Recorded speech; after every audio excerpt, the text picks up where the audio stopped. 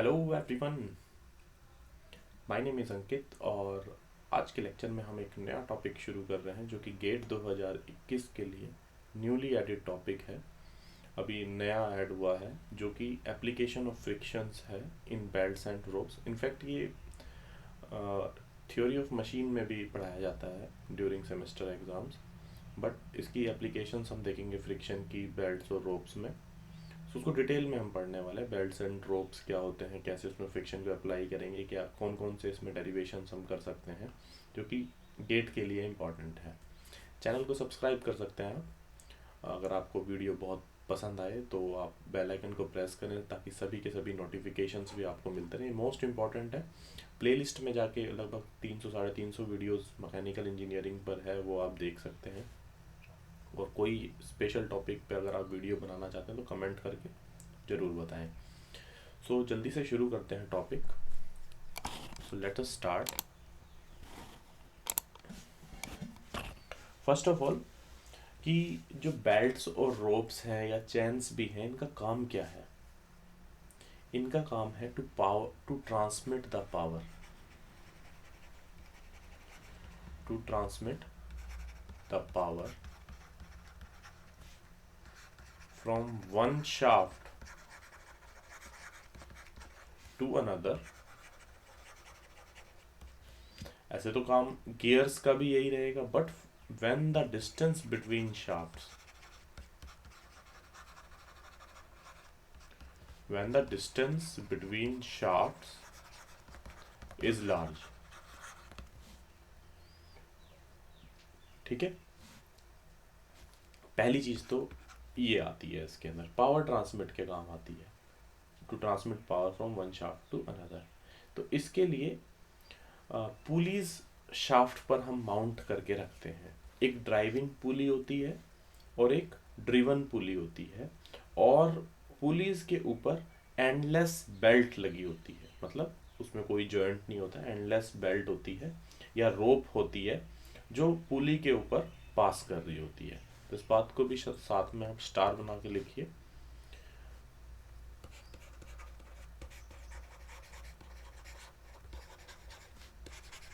The pulleys, ये मैं अपनी लैंग्वेज में लिखवा रहा हूँ, आप लिख सकते हैं। पुलीज आर माउंटेड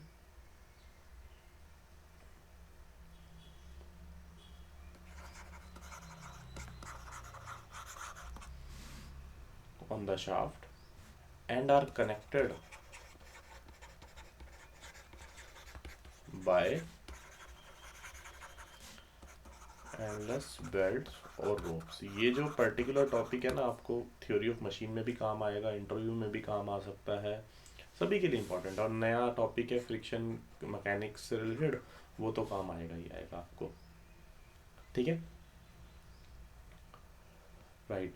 तो इसका मैं डायग्राम आपको अगर बना के दिखाऊं यहाँ पर, सो एक हमारे पास ड्राइविंग पुली होती है और एक हमारे पास ड्रिवन पुली होती है, राइट। और ये इसके ऊपर क्या चढ़ा हुआ होता है, मान लेते हैं बेल्ट चढ़ी होती है।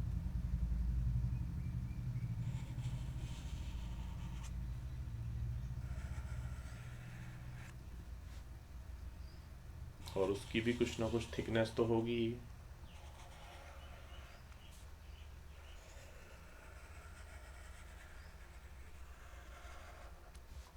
राइट। इस तरह से डायग्राम थोड़ा सा ऐसा ही बना है, बट आप समझ गए होंगे। इक्वल थिकनेस रहेगी, मान लेते हैं इसकी थिकनेस कितनी रहेगी, टी रहेगी।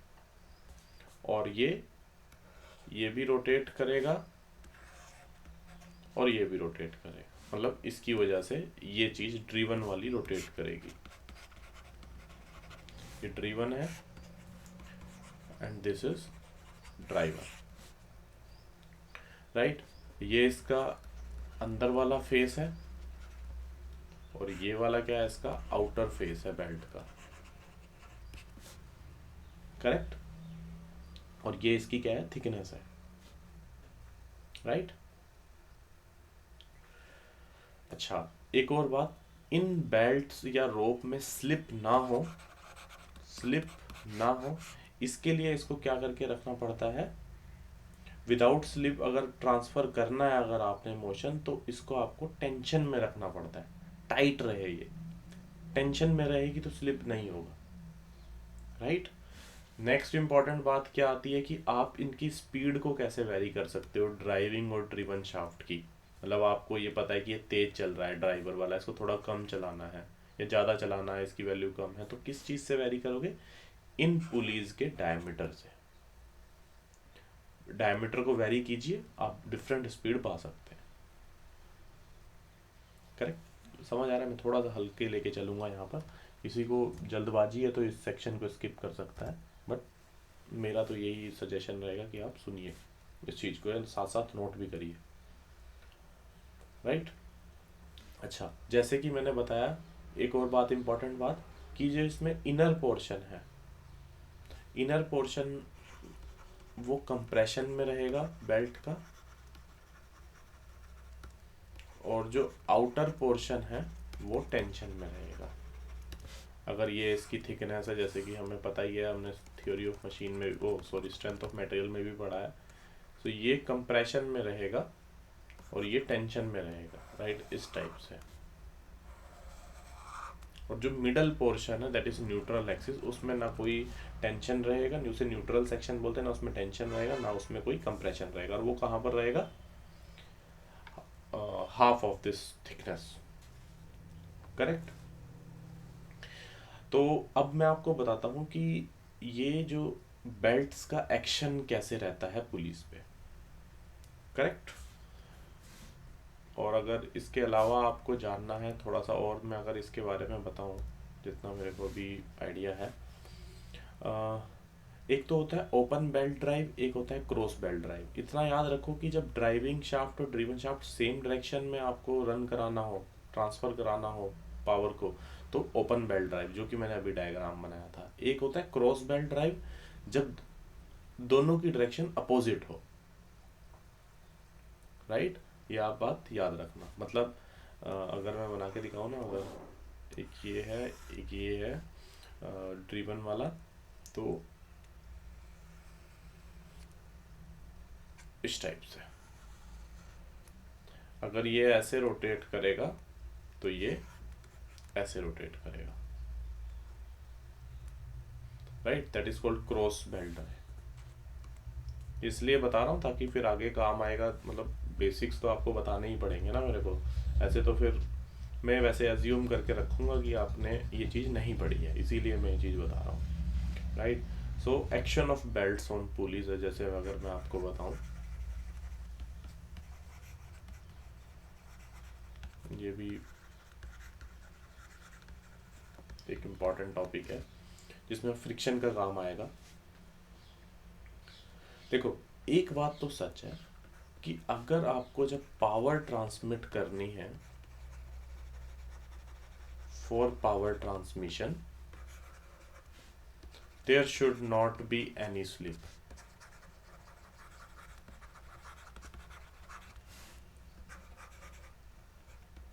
मतलब सैगिंग टाइप का मोशन नहीं होना चाहिए, स्लिप नहीं होनी चाहिए इसके ऊपर से, पुली के ऊपर से जो बेल्ट है हमारी।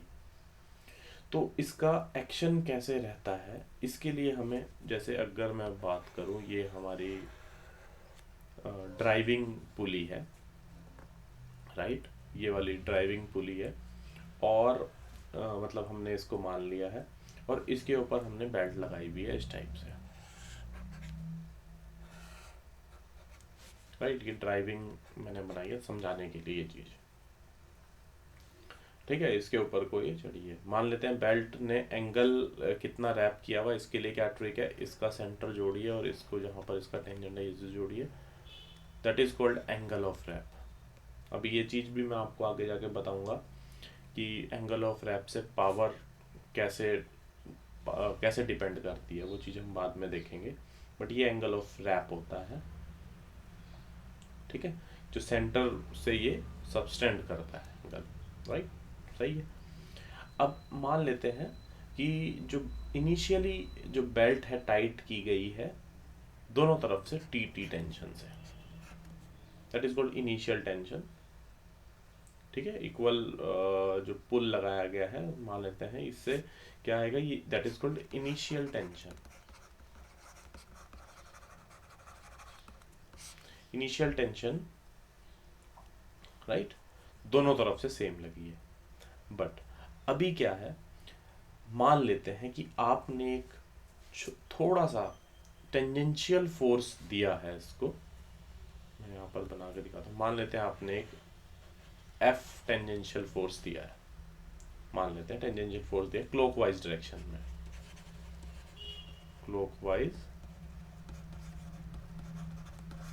क्लॉकवाइज डायरेक्शन में आपने एफ टेंजेंशियल फोर्स दिया है, ठीक है। कि कौन सी पुली है, ये ड्राइविंग पुली है राइट, पूरा भी बाद में मैं डायग्राम बना दूंगा। दैट इज अवर ड्राइविंग पुली। इसको आपने एफ टेंजेंशियल फोर्स दिया क्लॉकवाइज डायरेक्शन में, तो ये क्या करेगा, जब आपने इसको टेंजेंशियल फोर्स एफ दिया है तो ऑब्वियसली ये रोटेट करने वाला है, सो दिस विल रोटेट, है ना, ऐसा ही है ना। तो वो क्या करेगा, टेंजेंशियल फोर्स या थोड़ा बहुत हम टॉर्क देंगे, उसे टॉर्क भी बोल सकते हैं, ठीक है, या फोर्स देंगे टेंजेंशियल फोर्स, तो वो रोटेट करेगा। लेकिन अभी तुरंत समझने वाली बात है फ्रिक्शन कहाँ काम आएगा, इसीलिए मैं इसको पूरा डीप में आपको बता रहा हूँ। लेकिन अब ऐसा तो है नहीं कि जो बेल्ट का जो मोशन है उसे रेजिस्ट नहीं करेगा। मान लेते हैं कि जो बेल्ट है वो रेजिस्ट कर रही है, मतलब आपने दिया इसको मोशन, लेकिन ये जो बेल्ट है, ये बेल्ट है, ये क्या करेगी, इसको रेजिस्ट करेगी, इसको मोशन को, राइट। तो जो पुली है, राइट, जो पुली है वो बेल्ट के ऊपर से क्या करेगी, स्लिप करने की कोशिश करेगी। क्या करने की कोशिश करेगी, स्लिप। अभी वो कैसे है वो चीज मैं अभी आपको बताता हूँ प्रॉपर डायग्राम से, राइट। तो यही चीज इंपॉर्टेंट थी क्योंकि यही बनाने वाली बात यही है इसमें। जैसे मैंने बताया, अगर जो मोशन बेल्ट का जो मोशन है अगर वो रेजिस्ट होता है तो जो हमारी पुली है वो टेंड्स टू स्लिप करती है, राइट, राइट। तो मैं इसमें अब पुली बनाता हूँ और इसमें आपको इसका डिफरेंसेस बताता हूँ, समझाता हूँ, राइट। मान लेते हैं कि ये सेंटर है, ये एंगल ऑफ रैप है, राइट।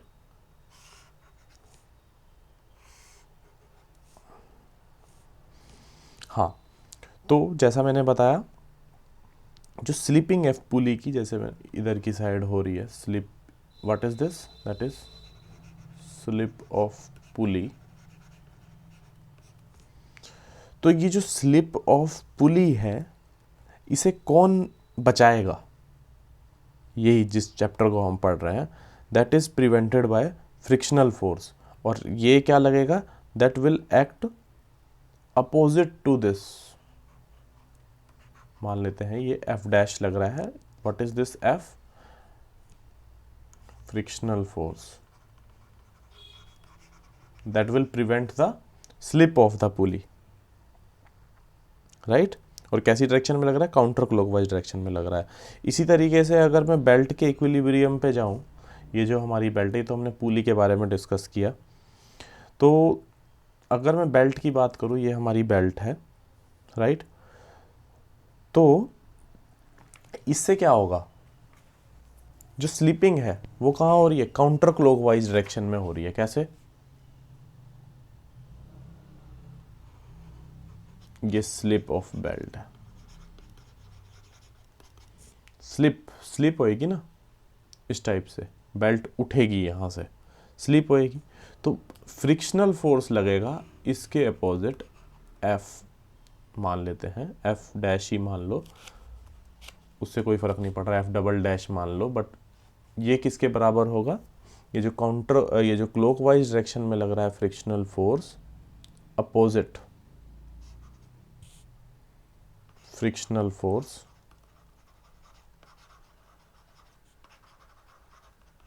that will prevent, क्या वो करेगा, ये स्लिप ऑफ बेल्ट को, मीन्स एक फ्रिक्शनल फोर्स लगता है इसके अपोजिट में जो कि इसकी स्लिपिंग को प्रिवेंट करता है। ठीक है, तो ये वाला फ्रिक्शनल फोर्स जो पुली पे था और जो बेल्ट पे था, बेल्ट वाला, दोनों किस में है? अपोजिट डायरेक्शन में है। राइट, मान लेते अब क्या है कि फ्रिक्शनल फोर्स, जैसे मैंने आपको बताया, कुछ ना कुछ फ्रिक्शनल फोर्स लग रहा है जो कि ये वाला फोर्स लग रहा है। इसको एफ डबल डैश मान लो या कैपिटल एफ मान लो, जो आपका मन करे। लेकिन इस फ्रिक्शनल फोर्स, ये जो फ्रिक्शनल फोर्स लग रहा है बेल्ट में, इसी से एक एंड में टेंशन इंक्रीज हो गई है और एक एंड में टेंशन क्या हो गई है? डिक्रीज हो गई है। राइट, सो एक एंड जो हमारी जहां पर टेंशन इंक्रीज हो गई है उसको बोलते हैं हम टाइट साइड, और दूसरी साइड को बोलते हैं हम स्लैक साइड। बात समझ में आ गई? राइट, तो इस फ्रिक्शनल फोर्स, इस एफ की वजह से, और ये जो फ्रिक्शनल फोर्स है, ये जैसे मैंने बताया, जितना आप बाहर की साइड जो आप फोर्स लगा रहे हो, वो इक्विलिब्रियम में देखोगे ना, जो आपने बाहर की साइड फोर्स लगाया था जब आप इसको रोटेट करना चाह रहे थे, इनिशियल जो आपने टेंजेंशियल फोर्स लगाया था, ये इसी के ही बराबर है। ठीक है, उसी के कारण उसकी जो मैग्नीट्यूड है that is equal. But concept ये है कि इस फोर्स के कारण, इस फ्रिक्शनल फोर्स के कारण, एक साइड हमारी टाइट साइड हो जाती है दैट इज T1, और दूसरी साइड हो जाती है हमारी T2 that is our slack side. Right, तो अगर आप इक्विलिब्रियम देखोगे, T2 plus frictional force equals to T1, तो ये जो फ्रिक्शनल फोर्स आता है वह that is T1 minus T2। Right, तो एक साइड हमारी टाइट साइड हो जाती है और दूसरी साइड हमारी क्या हो जाती है? स्लैक साइड हो जाती है। करेक्ट। ऐसे ही अगर मैं पुली की बात करूं, अगर, ये तो मैंने बेल्ट के बारे में बात करी, अगर टेंजेंशियल फोर्स पुली में अगर हम इंक्रीज करते हैं एक स्टेज पे, वो भी क्या करती है? रिलेटिव मोशन, या रिलेटिव मोशन ही बोलते हैं स्लिप को भी, रिलेटिव मोशन क्रिएट करती है बेल्ट और पुली के बीच में। तो याद रखना एक बहुत इंपॉर्टेंट बात कि अगर ये रिलेटिव मोशन, अगर हमने थोड़ा सा, जैसे अब ये वाला F हमने जो फ्रिक्शनल फोर्स लगाया, यहाँ से जो टेंजेंशियल फोर्स बाहर से एक्सटर्नल लगाया था, इसकी वैल्यू को हमने थोड़ा सा इंक्रीज किया, तब अब जैसे मैंने बताया एक स्टेज पे आके रिलेटिव मोशन स्लिप होना स्टार्ट हो जाएगा। इसका मतलब क्या पड़ेगा कि भाई जो फ्रिक्शनल फोर्स है वो अपनी लिमिटिंग वैल्यू तक आ गया है, अब इसके बाद नहीं वो झेल सकता है, मतलब frictional force has reach the limiting value. और जो फोर्स F लगा रहे हो आप पुली पे, इसके बाद इंक्रीज नहीं किया जाएगा, it should not increase further, जो आपने बाहर से एक्सटर्नल फोर्स लगाया है।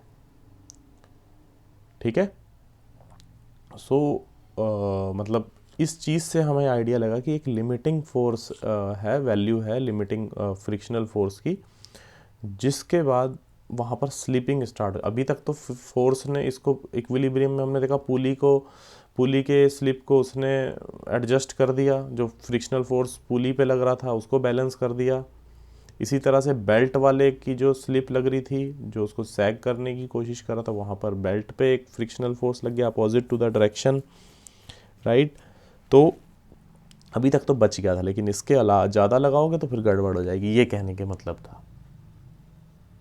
राइट, तो अब डायग्राम कैसे बनेगा इस चीज़ का, तो वो चीज़ भी मैं आपको बना के दिखाता हूँ।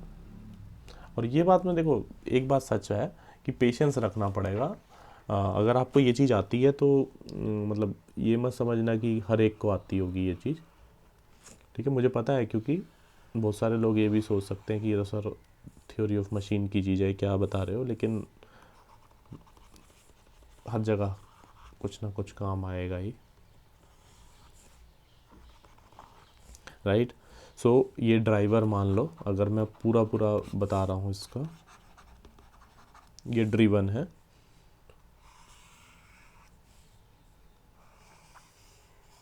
राइट, तो ये ऐसे है और ये भी सेम, क्योंकि ये ओपन बेल्ट ड्राइव है, सेम डायरेक्शन में होगा।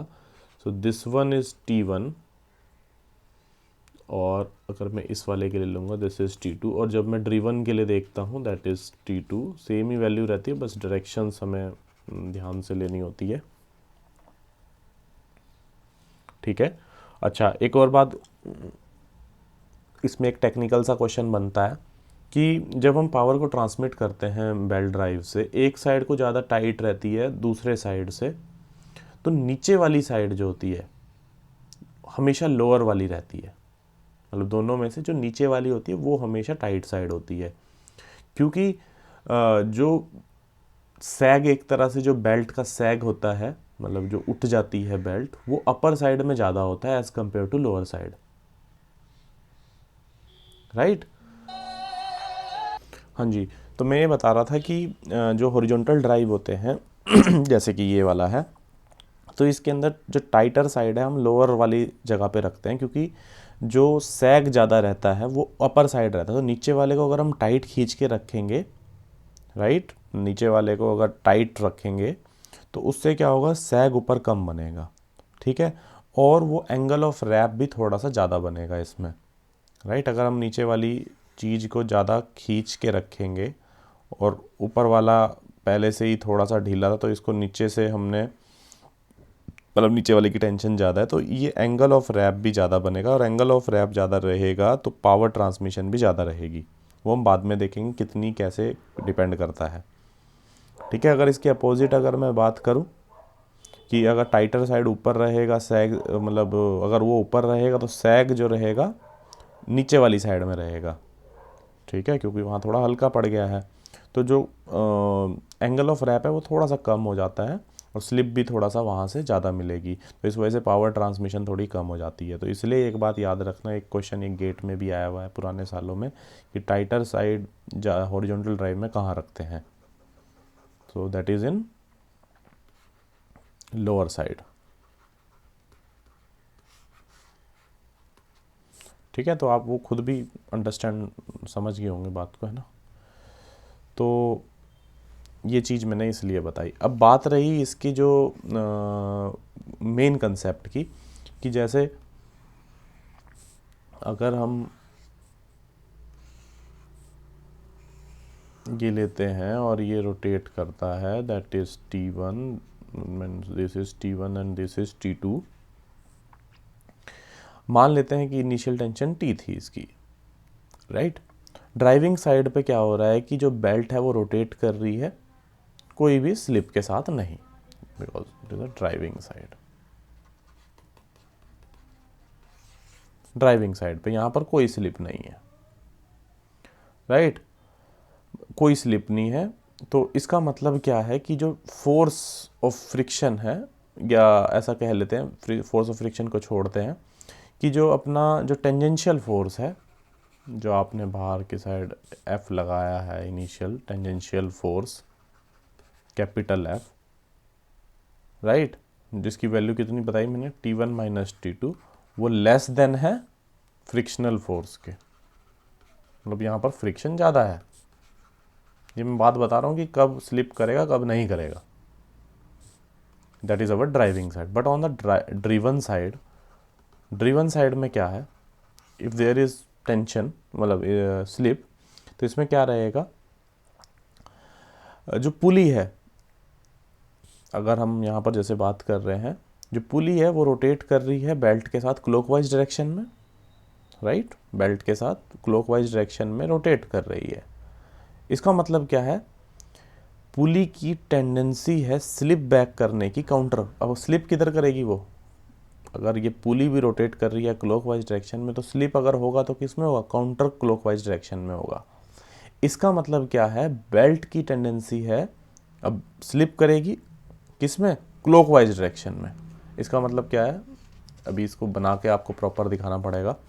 देखो इस चीज़ को समझते हैं, जैसे फॉर एग्जांपल ये है, बेल्ट का स्लिप किधर की साइड होगा, बेल्ट का स्लिप होगा इधर की side, slip of belt, friction of belt किधर है, अपोजिट। ये मैं कह रहा था, राइट। स्लिप ऑफ पुली किधर है, क्योंकि वो रोटेट इधर की साइड कर रहा है, अपोजिट रहेगा ना इस चीज़ को। पुल देखो वो रोटेट कर रहा है क्लॉकवाइज, तो पुली पे आया करो सबसे पहले। तो स्लिप ऑफ पुली किधर है, काउंटर क्लॉकवाइज डायरेक्शन में, ये स्लिप ऑफ पुली है,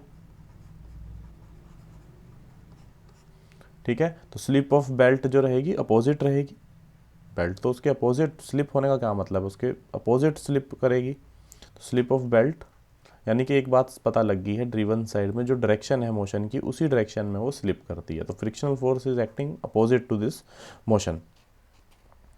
मेरी बात समझ गई, यही चीज़ का टॉपिक था जो मेरे को आपको बताना था। तो इसका मतलब क्या है कि जैसे मैंने बताया, पुली बेल्ट की जो टेंडेंसी है स्लिप करने की क्लॉकवाइज डायरेक्शन में ही है, means same as the motion, जो मोशन कर रहा है। इसका मतलब है काउंटर क्लॉकवाइज फ्रिक्शनल फोर्स लग रहा है, ठीक है। और इस फोर्स की वैल्यू, काउंटर इस फोर्स ऑफ फ्रिक्शन की वैल्यू कितनी होगी, T1 माइनस T2, राइट। अगर आप फ्रिक्शन देखेंगे, अगर फ्रिक्शन मतलब आप बेल्ट का इक्विलिब्रियम देख के चलेंगे, तो एक साइड T1 लग रहा है, एक साइड T2 लग रहा है, इसको काउंटर एक्ट कौन कर रहा है, फ्रिक्शनल फोर्स कर रहा है, राइट। और पुली कब नहीं करेगी, मतलब स्लिप, जब फ्रिक्शनल फोर्स ज़्यादा होगा as compare to T1 minus T2, but ये बराबर हो जाएगा, then it will have the tendency to slip, correct. ये चीज़ मैं आपको बता रहा था। और मैक्सिमम फ्रिक्शन कौन सा, वो कौन सा फ्रिक्शन है, लिमिटिंग फ्रिक्शन है। अच्छा, आगे भी काम आएगा एक चीज़, क्योंकि ये 2 लेक्चर में कंप्लीट होगा, एक लेक्चर में कंप्लीट नहीं होता। वेलोसिटी रेशियो क्या रहता है बेल्ट ड्राइव का, तो देखो एक बात, तो अगर हम स्लिप को नेग्लेक्ट करते हैं, सबसे पहले नेग्लेक्टिंग स्लिप, पूरा एक ट्रिक बताता हूँ याद रखने की, कि वैसे अगर वेलोसिटी रेशियो से कोई आपसे सिंपल पूछे ना, ये एक रेशियो है ड्रिवन की पुली का स्पीड डिवाइडेड बाय ड्राइविंग की speed, driven speed of driven pulley upon speed of driving pulley, right. तो ये इसका यानी कि N2 बाय, अगर मैं इसकी स्पीड को N2 मान लूँगा और इसको क्या मान लूँगा, N1 मान लूँगा। ये प्रूव करना बहुत आसान था। इसमें हम क्या मान लेते हैं कि जो वेलोसिटी है, जिस वेलोसिटी से मूव कर रहा है, तो वो तो चाहे ड्राइविंग हो चाहे ड्रिवन हो, वो तो सेम ही रहेगी। मीन्स जो स्पीड है नॉर्मल, जो ट्रांसलेटरी स्पीड है इसकी, वो क्या रहती है, V=πdN बाय 60 मान लो, 60 चलो दोनों तरफ से कैंसिल कर देंगे, N हमारा RPM रहेगा, D इज़ द डायमीटर, और डायमीटर भी हमने इफेक्टिव वाला लेना है। मतलब इफेक्टिव डायमीटर का मतलब क्या है, आधी टेंशन जब ये बेल्ट इससे जाएगी, जब ये इससे जाएगी, तो आधी T/2 इसका लेना है और T/2 इसका लेना है, राइट। और ये क्या है, D,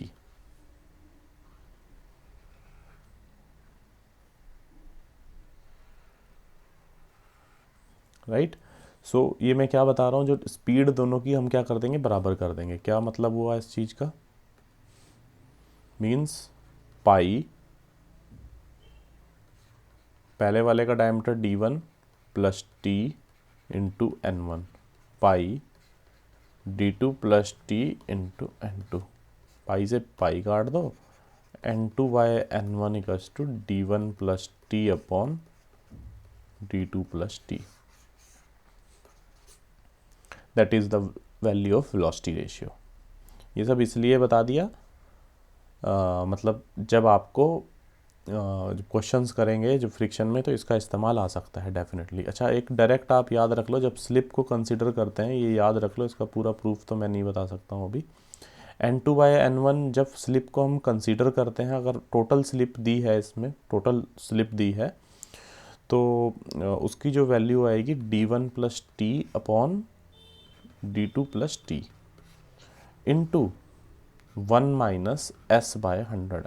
आपको परसेंटेज दी होगी कि भाई 5% है, 6% है, तो S की वैल्यू वो रख देंगे। जैसे 3% स्लिप बोल दी, तो S की जगह 3 रख देंगे। तो ओवरऑल काम क्या है इसका, टू रिड्यूस द, इसका स्लिप का काम क्या है, वेलोसिटी रेशियो को कम करना, यही काम हो रहा है। स्पीड ऑफ, जो हमारी स्पीड है उसको कम करना, यही है इफेक्ट ऑफ स्लिप। चाहे वो ड्राइविंग शाफ्ट हो चाहे वो ड्रिवन शाफ्ट हो, दोनों की स्पीड को कम करना।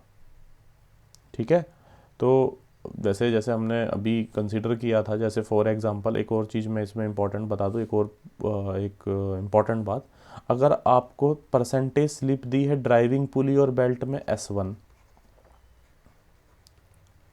ड्राइविंग पुली एंड बेल्ट में आपको दी है दैट इज S1, और S2 दी है ड्रिवन पुली और बेल्ट में, राइट। तो आप अगर टोटल परसेंटेज भी आप निकाल सकते हैं, और ये फॉर्मूला आप याद रख लो, S1 plus S2 minus 0.1 S1 S2, ये आप नेट स्लिप भी निकाल सकते हो। सारा खेल स्लिप का है, और ये स्लिप को बचाने वाला विधाता कौन है, ये फ्रिक्शन है। जितना बढ़िया फ्रिक्शन होगा उतना ज़्यादा इसमें चलेगा। सो ये मैंने आपको जस्ट एक आइडिया दिया कि फ्रिक्शन कहाँ हेल्प करता है। नेक्स्ट लेक्चर में जो मतलब इसमें जो टेंशन के जो रेशियोज़ हैं, या फ्रिक्शनल के जो फ्रिक्शनल टेंशन्स का रेशियो है, वो मेरे को आपको बताना, वही सबसे ज़्यादा इम्पॉर्टेंट है। जो कि आपने सुना भी होगा T2/T1 की power mu theta, mu is the coefficient of friction, but वो आया कैसे, वो चीज़ आपको प्रॉपर बतानी है मेरे को, वही एप्लीकेशन पार्ट और उसके कुछ न्यूमेरिकल साथ में मेरे को आपको बताने हैं नेक्स्ट लेक्चर में। सो लेक्चर कैसा लगा प्लीज़ कमेंट करके बताएं। ये तो गारंटी है कि अगर आप ये लेक्चर देख रहे हैं तो काफ़ी हद तक आपके कंसेप्ट इसमें क्लियर होंगे, और कोई भी अगर डाउट है तो प्लीज़ कमेंट करके बताइए। लेक्चर सुनने के लिए धन्यवाद।